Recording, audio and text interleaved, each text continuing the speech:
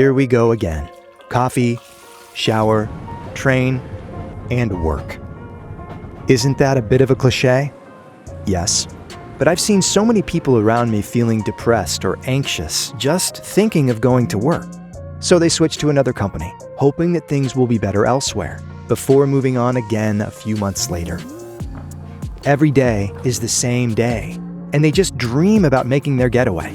Weekends, holidays, even retirement. What the fuck? When we are caught in this infinite rat race, we forget to ask ourselves the real questions. So why do we even work? We work to eat and to live. It's as simple as, I work to eat and to live. Nothing else left to say. But when we talk about living, there are so many more things to be said. I want to have fun at work, to spend my days with people I love and care about, and I want to feel useful. But is that even possible? Why should I get up 5 days a week to go to work? And why should I join one company rather than another? I'm off on a new adventure to find answers directly from people who already found their motivational drivers. And we have quite a trip ahead of us.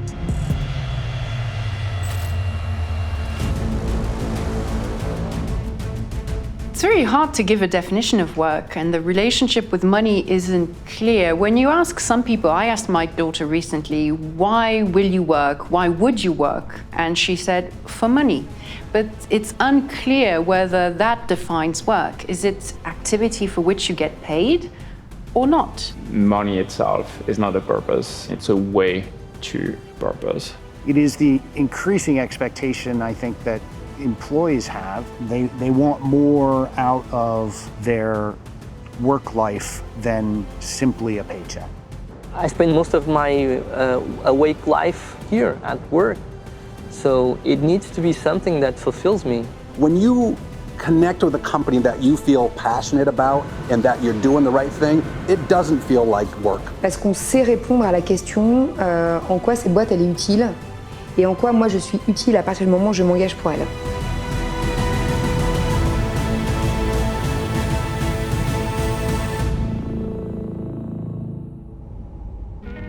The first thing you want from a job is to be happy to get up in the morning and get after it. Maybe it's because you're happy to spend time with your colleagues, having great conversations and having fun. Or maybe you don't have to go to the office because you found your own work-life balance by working remotely. In a nutshell, our working environment plays a big role in how we picture our work. There's something really nice about being an employee is that usually you have colleagues and you're surrounded by people, and sometimes they can even replace your family. And this sense of belonging that you get by working with others, whether they are your colleagues or not, by the way, is something that provides a lot of satisfaction at work. And those little signs, the little cues that you get from others, whether it's just, hi, how are you, and see you tomorrow, this little see you tomorrow, that's something that's much more important than we think it is, because it says you have a future with the group. Dans un monde en déconstruction et en réinvention, tu t'engages d'abord et avant tout pour les autres, pour cette famille que tu n'as pas choisie, qu'est l'entreprise, et que donc tu veux pouvoir y créer des liens les plus authentiques, les plus vrais possibles. Et donc, il n'y a plus vraiment de frontières à partir du moment où les gens avec qui tu bosses peuvent devenir des amis et qu'en réalité, c'est ça que tu vas chercher. We believe in having fun at work, right? It's part of the Ben & Jerry's ethos. When the guys were in business the first year from 1978 to 1979, they said, we have to come up with a slogan so people understand what our business is. And at that time, they had the belief of being a better company. So Ben's his quote was, business has a responsibility to give back to the community. Jerry's quote was, if it's not fun, why do it? Oh yeah, if it's not fun, why do it? It's like a mantra here. Like if you truly are not having fun with what you're doing, like there is no point for you to be doing it.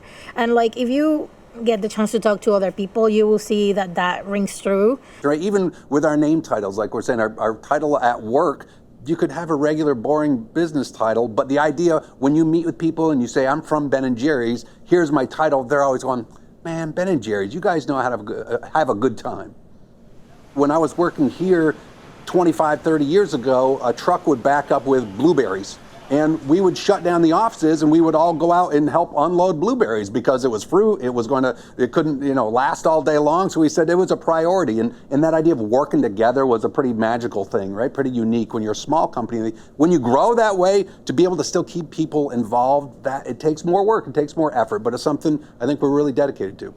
But we've never lost that fun in what we do. We're constantly joking with each other, playing little pranks on each other. It just makes it fun to show up, to know that you can have fun and you can goof around and still get your job done. But it definitely makes the hours fly by a little faster. My wife told me, hey, they're hiring for summer tour guides. Why don't you see, if you can get a job there?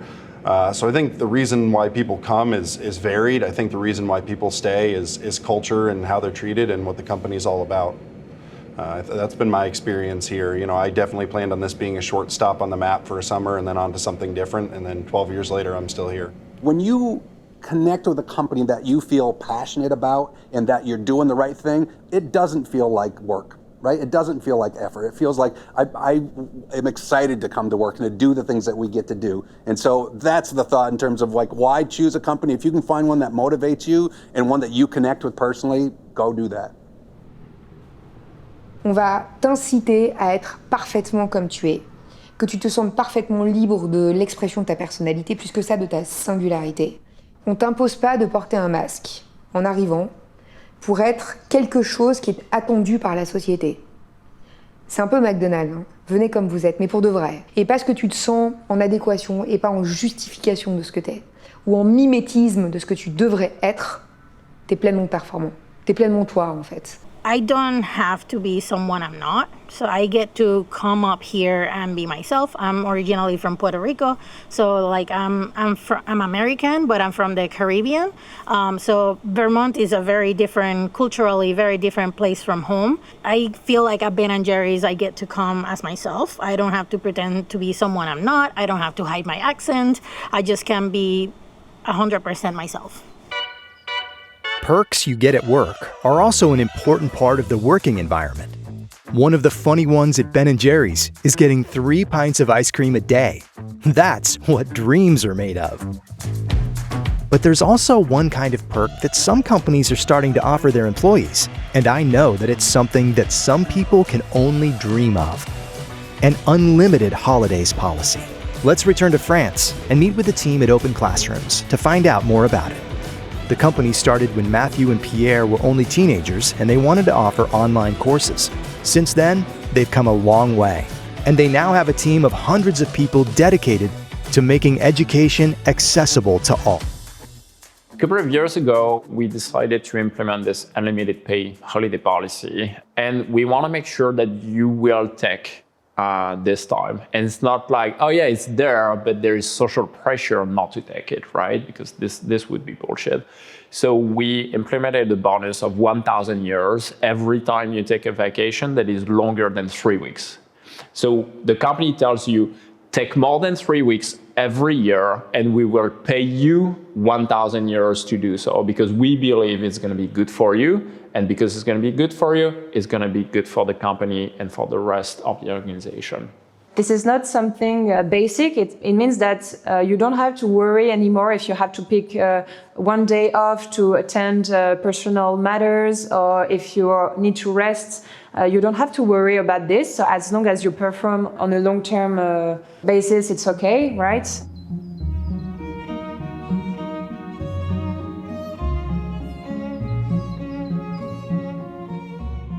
A great work environment is not just a beautiful office space where people will find wonderful canteens, the way Silicon Valley companies have defined great work environments over the past 20 years. A great work environment today, for a lot of jobs, is flexibility in the way you approach time and space at work, especially in services, especially in knowledge work. A lot of people want to combine their own workspaces. Some people want to live close to the mountains and go ski every weekend. Others want to be next to a beach and go surf every weekend, whatever. The flexible way you can approach work and space, that's your environment.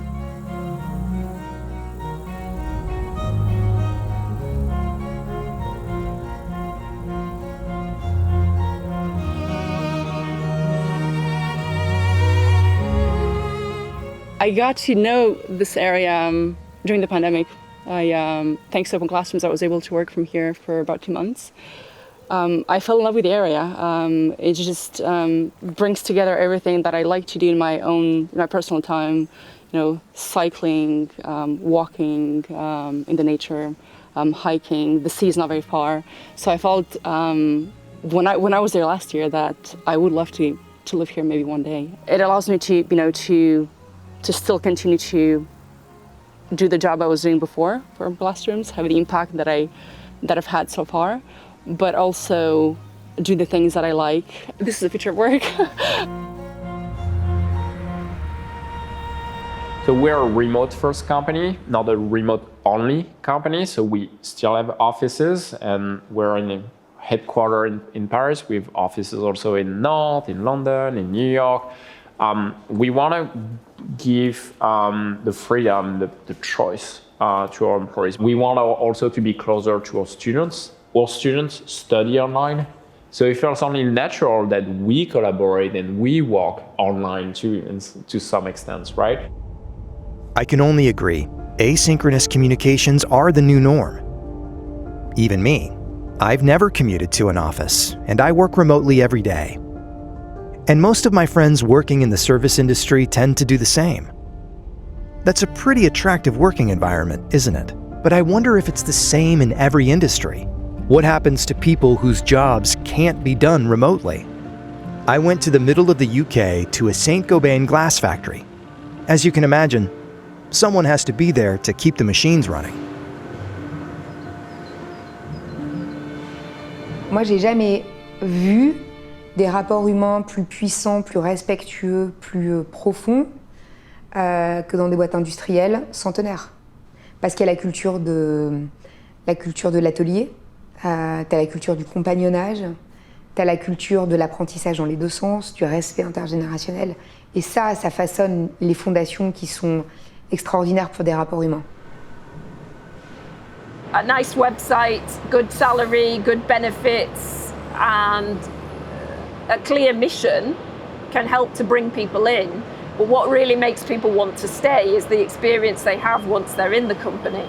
I've spent more than 20 years working in manufacturing industry, so I've seen how it creates long-term relationships, friendships and bonds between employees. I think some of that is because we are so beholden to the process. The manufacturing process is so important.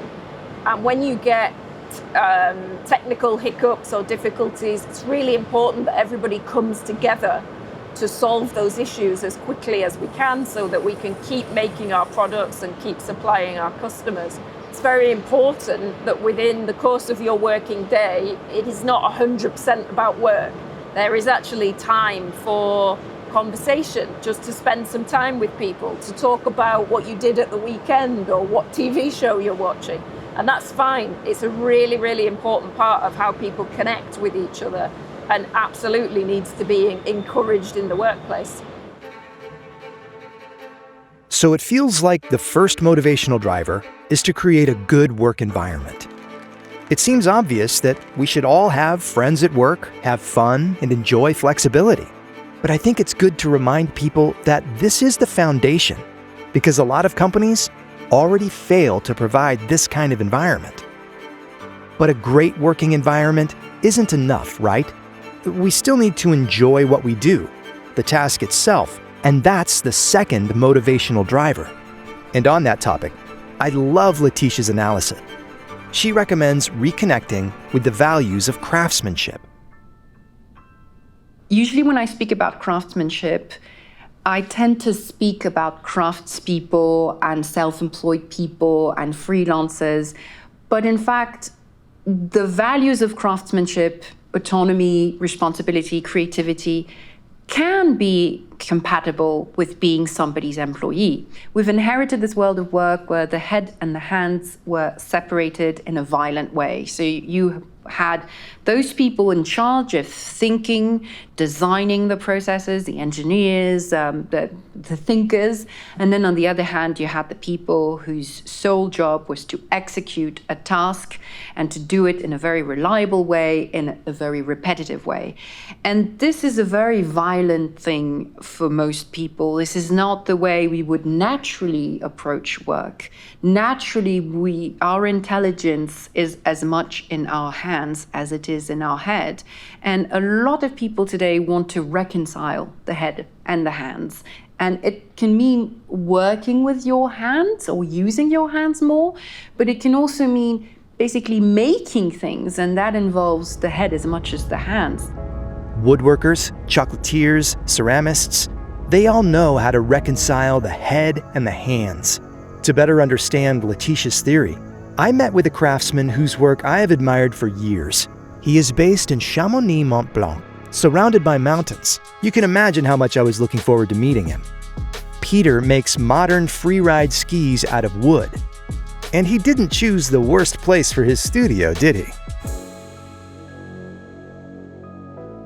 So I got the idea, strangely, to make a modern freeride ski with a solid ash core, using the ash in its finest quality to make something that's performant, modern, but also with that traditional material. It can only be done on a very small scale, like on a craft scale. Basically, it starts from the tree, from the log, where I'll take a log they've chosen in ash, and I will start looking at the grain to see where I can put the core material, what I can use to make the ski. Because every shape of a ski, every size of a ski will be different and will create the kind of action the ski is going to bring to us. It's kind of like making a car. You can, if you make a truck or if you make a sports car. It's a challenging process because there's always another step to start and to prepare. It's never ending. When you've assembled one, you go into the finishing process of the ones that were assembled before. So it's kind of like a dance. But if that intensity is not brought in every single step of making the ski, even the ones that are very tedious, the sanding, the emptying of the wood chips when the dust collection's full. I mean, people don't see a lot of the steps that are just kind of grueling carpentry, maintaining things. But that's super important. And I think that is also the interest of it,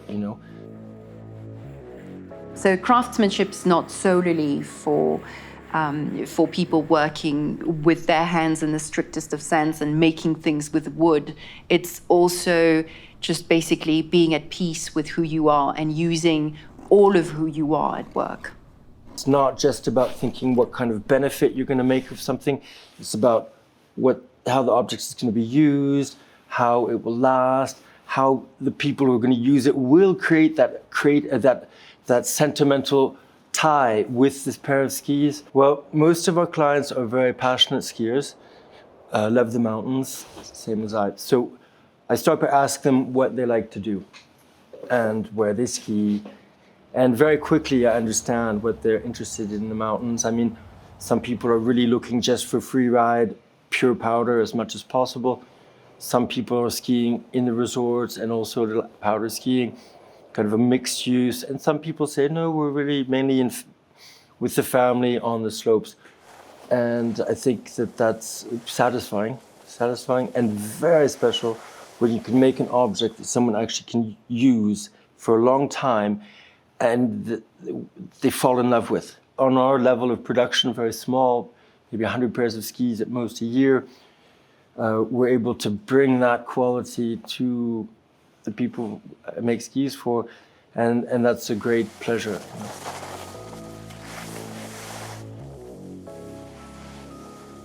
Oh, I don't count the hours. I've never counted the hours that I work, but often they're very long days. Long days because there's always something else to do.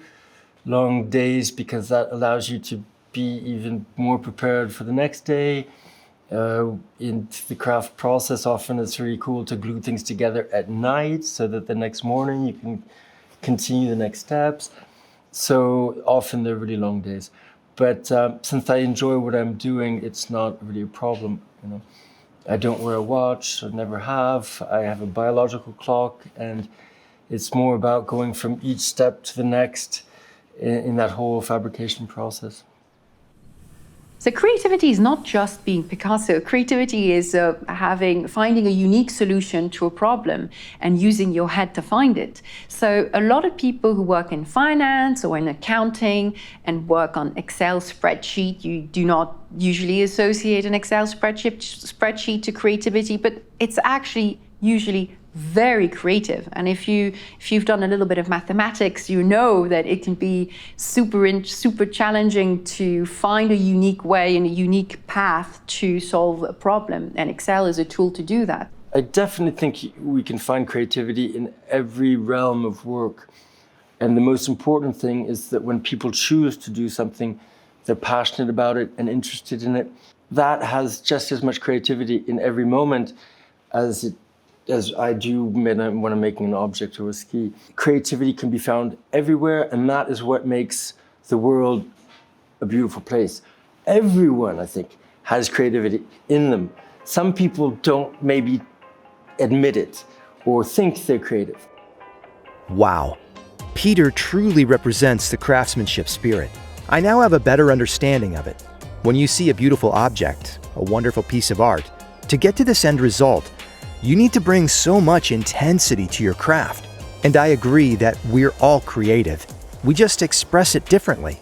After such a meeting with Peter, I needed to see if people working behind computers could really connect with the values of craftsmanship. I took a plane to meet with the team at Mindera. They call themselves software craftsmen.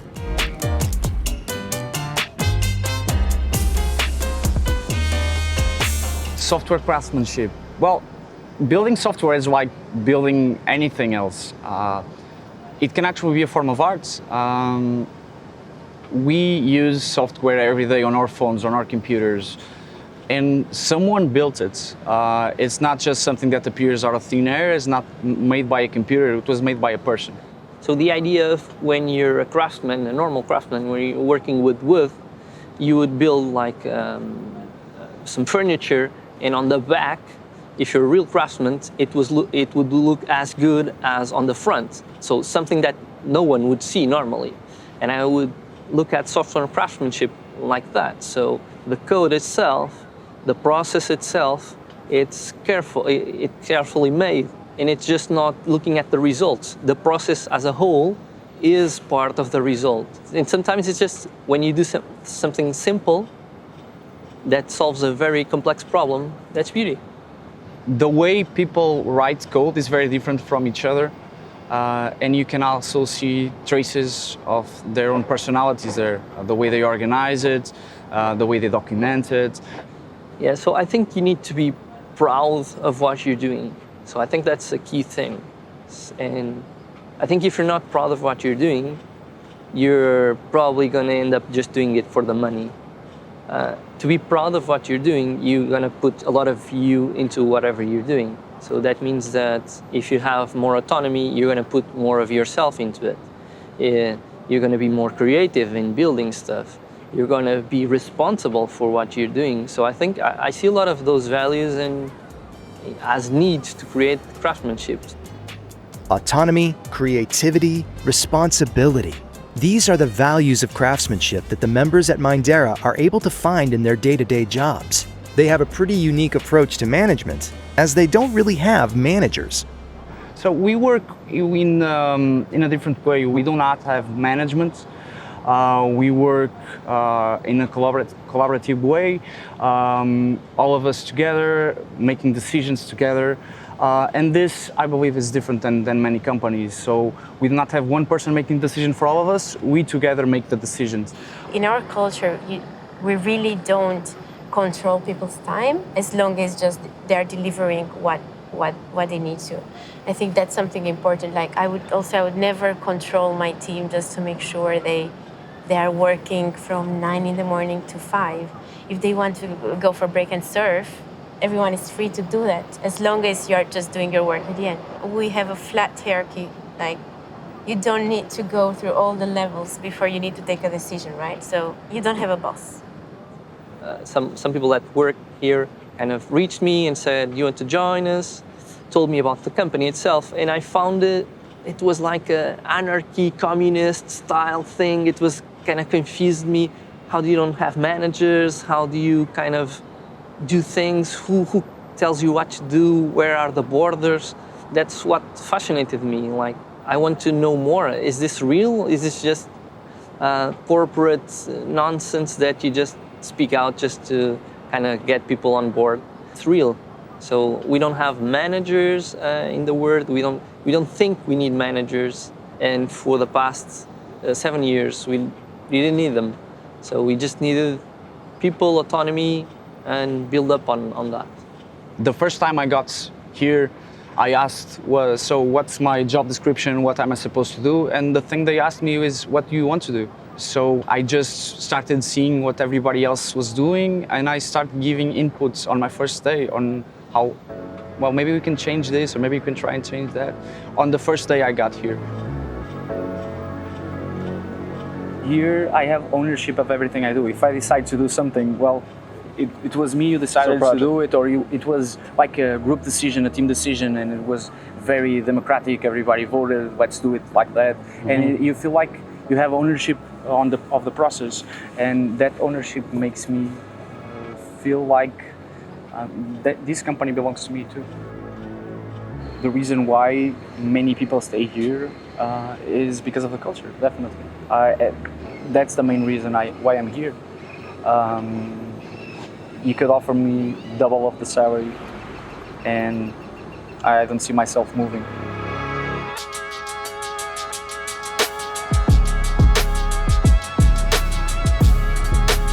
All right, so we've seen that a company can grow without managers, but you can actually also have a similar work environment with managers. Most companies aren't ready to get rid of them altogether.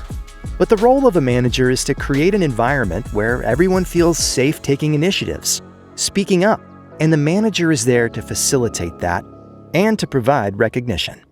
It's a relationship of trust, and I think it's why I'm here today. To me, being trusted and believing in my own capabilities, giving me autonomy, is what helps me, perform well, but also is going to be my main driver, knowing that I can also be authentic, like my true self, that I won't have to add any filters to how I say things, is really, really important. And I do have this in my relationship with my manager. I think it's hugely important for us to encourage autonomy within our workforce. There are lots of opportunities for it. We want people to really share in the success of the business, and through that, to find that ability to solve their own problems. It's very rewarding to actually be able to spot a problem, find your own solution, do your own analysis, and be able to put that solution in place, and also be recognized for that. Hugely important.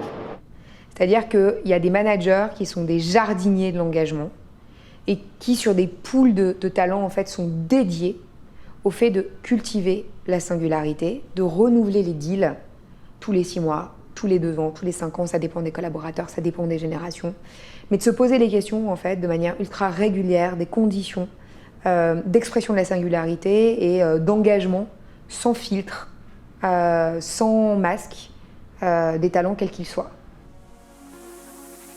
We've discovered a few motivational drivers to find meaning in work. Of course, you need a great working environment, colleagues who will become friends. The trade-offs are still important, flexibility too. Then you also have to like what you're doing, the task itself. But is there something more to work? If I'm ready to offer the most precious thing I have in my life, my time, 8 hours a day, I want to make it worthwhile. I want to contribute to projects that matter to me. I want to feel useful. When companies were created initially, it was for a mission. It was not to make money. Making money was, a mean to the mission. Yeah, so we defined the mission of Open Classrooms a couple of years ago, not from the get-go, obviously, because in middle school, when we were 11 or 13 years old, we had no idea what even a company was, frankly. The intent behind the project was not to build a company, it was to help people. As a kid, actually, growing up in Romania, my parents chose to send me to a school because I did not have access to education where they seemed to live. So they sent me as a kid to a different city, which was quite far from where we used to live. And that meant a lot of effort for them, but also for me as a kid. And so that makes me realize now as an adult how difficult that was to have access to great education. And so when working for a company that's mission-driven, I have this in the back of my mind as I work, on various opportunities, whether it's partnerships or just creating new relationships, that my action will eventually impact individuals like myself who did not have access to traditional education. So I think that's just the main driver in everything that I do. The best days that I have are the ones really directly connected to the mission. Like I talk to students or clients and you see really directly the impact that we're having on their lives. The father of one of our students shared his son's story, and actually his son was incarcerated, and we helped him to get trained as a developer, and he found an apprenticeship contract thanks to us, and because of this contract he managed to get out of jail. And then you connect that to your job and you're like, wow, this is impactful, this is something that is useful for people, and you're really impacting people's life very dramatically, and it makes you proud.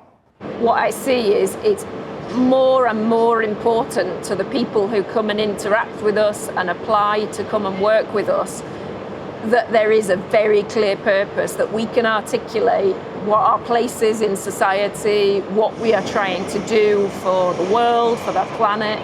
I know that those products stand for quality, but also sustainability, and they're so strongly linked to our purpose of making the world a better home. So it makes me feel really proud. In fact, when I go to the homes of my friends and they're maybe having some work done, an extension done in their home, I always have a look at the glass. And if it's Saint-Gobain glass, I'm always really proud, and I feel it makes me want to tell them about the product that they have in their home. Also in the manufacturing industry, you see what you're doing, it's there in front of you, you're making something, it's real, you can touch it, you can see it being applied in the outside world. The people who do something whose end result is very clear, whether it's tangible or not, they don't need to sit around a table and discuss what is our purpose.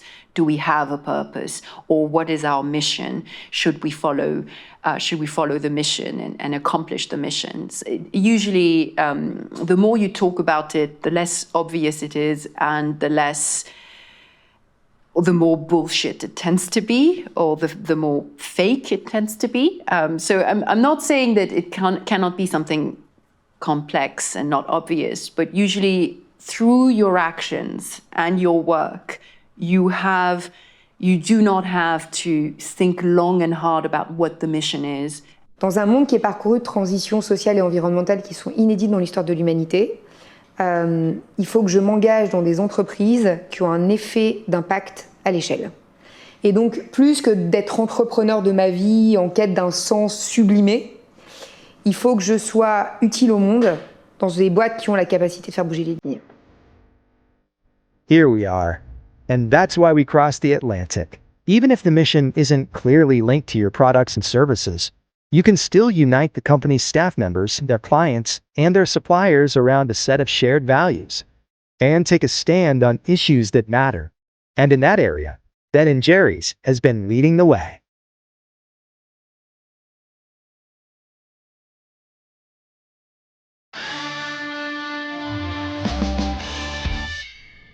Yeah, we started with this idea of having a mission because of those co-founders. There is a Ben, there is a Jerry, they're still employees at Ben & Jerry's. And when they started this whole thing over 40 years ago, they were just two young pals in their 20s that were they both loved eating food and hanging out together. So they said, let's get together and make a business around food. And one of their favorite foods was ice cream. So, right, those guys who started the business believed in not taking advantage of somebody. Right? Their thought was, we don't like the thought that most businesses make money profiting off of someone being marginalized. And so the idea, how do we run business in a different way, was something that Ben and Jerry really promoted. There's a lot of businesses that are kind of purpose washing, right? That go, I want to do something good so you'll like me, and make that part of their marketing. That's not what Ben and Jerry's does, right? We try to take an issue that we care about and act on that because it's important to us and because it's part of our values. It matches our values that way. It's not about marketing. So sometimes we'll take a stance on an issue that may not actually help drive the sales part of our business, but to Ben & Jerry's, we don't make decisions that way, right? In my 30 years of being here, I've never sat in a meeting where someone goes, let's not do that because it's going to hurt sales. In 2016, we were probably, as far as I know, the first big company to come out in publicly support of the Black Lives Matter movement. Are a result of deliberate government policy. If Jerry and I had been black, there never would have been a Ben & Jerry's.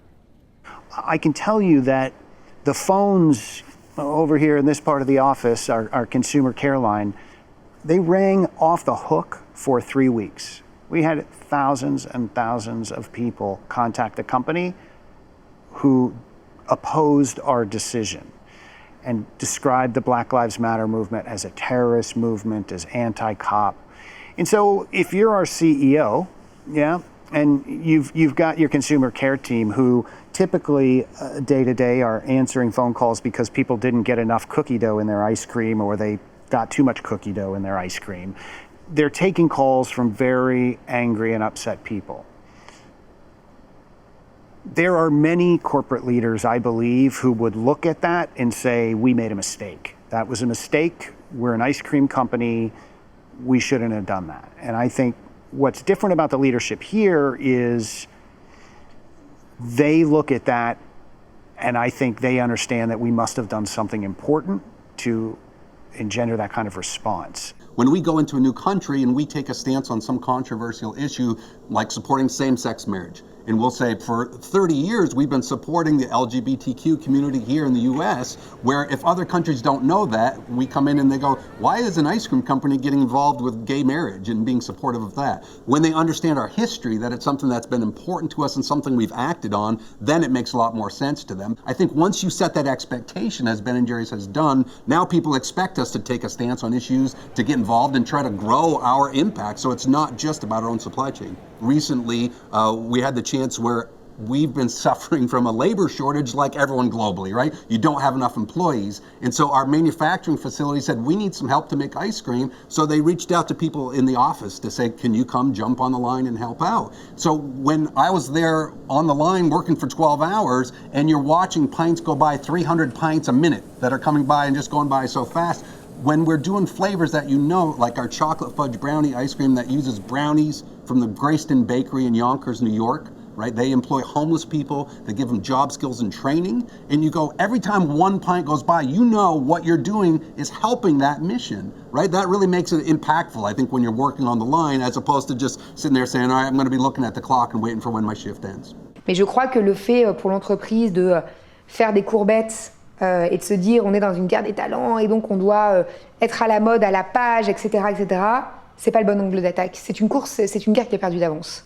Par contre, être droit dans ses bottes, dans son patrimoine et dans ce en quoi on croit, dans la philosophie du business qu'on porte aussi. Une boîte libertarienne, c'est pas une entreprise humaniste. C'est deux choses qui n'ont rien à voir, c'est pas la même proposition de valeur. Et en face, t'as pas les mêmes talents, qui cherchent pas la même chose. Et fine, en fait, tu vois. T'as du noir, du blanc, à 50 nuances degrés, voilà. Pas de dogme. I think it's important that corporations be a part of supporting change in society. Our society is wrestling with massive issues, right? From women's rights to LGBTQ rights to climate change to racial justice. for better or for worse, and it's often for worse, corporations are the most powerful entity in society. They have great sway over people, over policymakers, governments, and institutions. And so the question is, how are companies using that power? And to be clear, they do wield that power. We do it publicly, right? We tell you what we believe, and we tell you the kinds of policies and change that we want to see in the world. The way it happens most of the time is corporations have lobbyists and lawyers, and they spend in political campaigns, and they influence behind the scenes. So you don't really know what they stand for. J'avoue que je crois assez peu à un espèce de sursaut éthique worldwide qui fait qu'on transforme nos sociétés, qu'on transforme nos entreprises. Par contre, à partir du moment où les collaborateurs, qui sont aussi des consommateurs, convergent vers des attendus qui sont les mêmes, tu changes les règles du jeu. Donc tu incites les entreprises pour des raisons économiques, de survie de la performance, à se transformer. Donc c'est en ça que je crois. Et donc pour répondre à ta question, je pense que oui, ça va passer à un moment donné par la réponse à cette question en quoi l'entreprise elle est profondément utile au monde d'aujourd'hui, au monde de demain. Et si on n'est pas en capacité de répondre à cette question, probablement qu'on va mourir en tant qu'entreprise. Pas parce qu'on va mourir dans l'absolu, pas parce que c'est pas bien de juste être une boîte friedmanienne, business of business is doing business, mais juste parce que les collaborateurs et les consommateurs, en fait, à un moment donné, convergent et vont faire des choix conscients. Si on joue notre rôle de talent et de client, c'est probablement l'accélérateur des transformations qu'on appelle de nos voeux.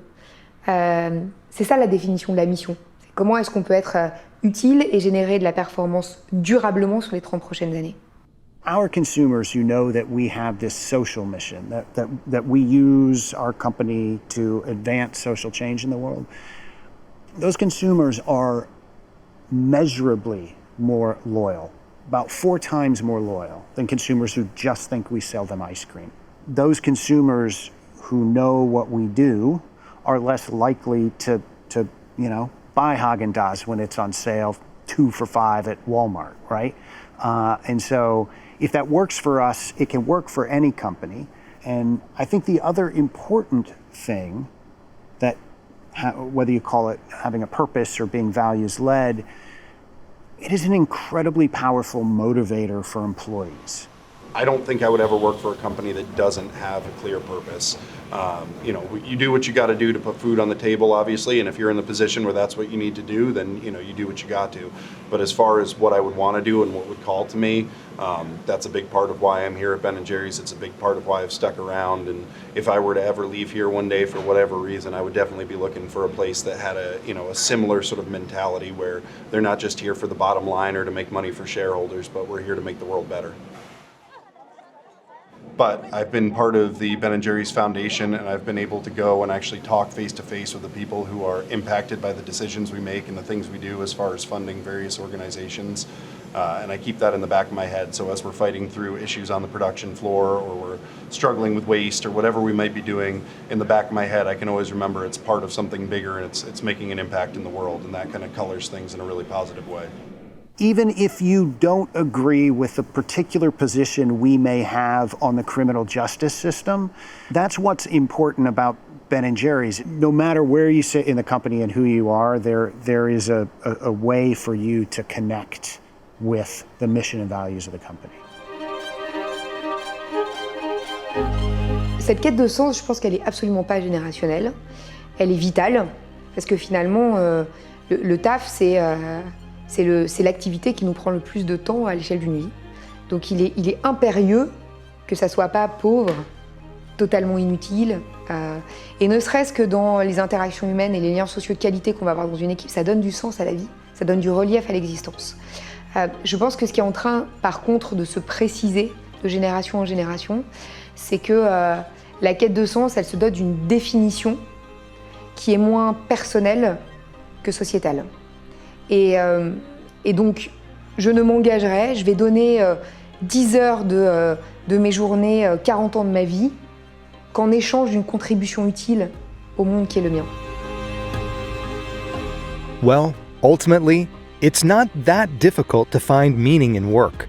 Between the working environment, the way we achieve our goals, complete our tasks, and the company mission we contribute to, we are all able to find our own motivational drivers.